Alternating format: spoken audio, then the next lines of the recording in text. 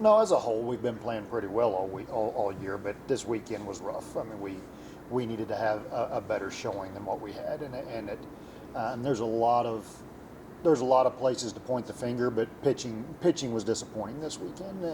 After I felt like we pitched it really well and kind of started figuring some things out of the bullpen, I felt like we took a step backwards this weekend, which is always frustrating this time of year down the stretch when you're playing for hopefully a conference championship and a regional berth and everything that implies. To take a step backwards from a pitching standpoint is frustrating, especially with LCU and Angelo coming. Like that's the two leading hitting teams in this conference, so we better get it figured out in a hurry. We don't have much time to feel sorry for ourselves. So. Despite that, though, you still had some guys that really stepped up. One guy that really kind of caught my eye was Dylan Kesperman, hit 400 home runs the entire series. So you're having guys that step up. Can you kind of talk about Dylan's work ethic and how he got to this point? Dylan's just a good hitter. He's just a good baseball player, and again, he's one of those seniors that we've talked about from a leadership standpoint. He brings a lot to the table that you don't see in the stat line as well. So he's a very valuable part of what we're doing here. And again, he's one of those guys. I don't like going too much into injuries, but he's one of those guys that's been dealing with a nagging injury all year long. So that part of it even makes it that much more impressive that he's doing what he's doing and fighting through injuries to do it. Kind of building on that, like you mentioned the pitching discrepancy, but you guys were only outscored by 7 runs in the whole series. So offensively, your bats are still there. The pitching can just catch up. Yeah, absolutely, but again, it kind of goes back to the first thing we talked about with the teams we've got coming. Though we got to figure that out in a hurry. I do like the way we're swinging the bat, and I do like the way we are playing the small ball side of things, being able to execute some runs here and there whenever we need to. And there's been a couple of guys. I don't want to just put everybody in the same basket. There's been a couple of guys that have pitched it well. Ty being one of them. Like we can rely on that guy. But with the teams we got coming, we've got to get the pitching side of it figured out in a hurry. The positive to that is all the tools are there to do that. It's a frustrating and kind of scary feeling to when you have those times where you feel like, man, we're just not good enough. That's not the case right now. We're underachieving, which is frustrating on the one hand, but on the other hand, you look at it and go, okay, well, we still have the tool set to get it figured out and get this thing going in the right direction. But we need to do that in a hurry.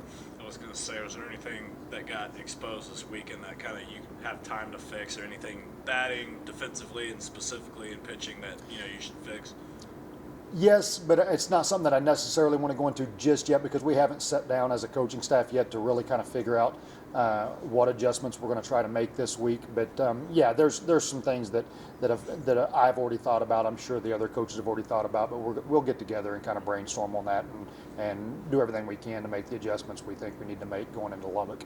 I want to ask just about, of course, giving up 5 runs in one inning when you already have a lead is very difficult. Extremely frustrating. Yeah, it is frustrating, but how do you keep your guys kind of level-headed, especially your pitchers in that situation?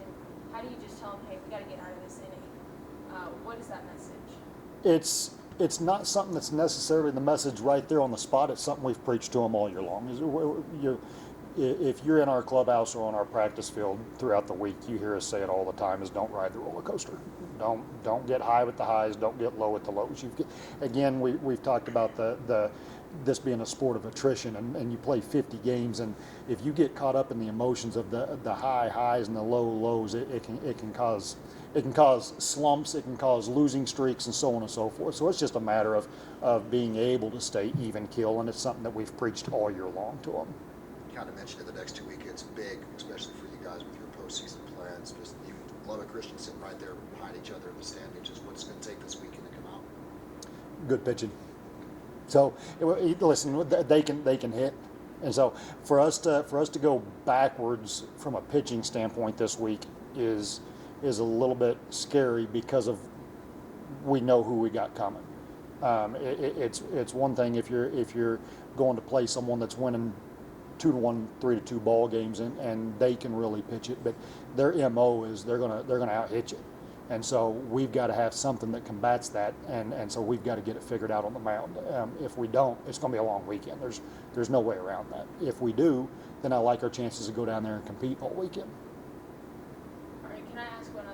Sure. I may not answer it, but you can ask it. How do you pronounce Ty's last name? Pet Longsy. Okay. Thanks, Cory. Put me on the spot. I know.